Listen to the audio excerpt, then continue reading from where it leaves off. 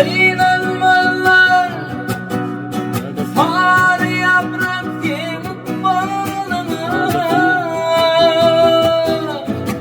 Yardımcı da düşün ağır halına. Kıynanmalar far yaprak yemip bağlama. Yardımcı da düşün ağır halına. Himayet yedirdi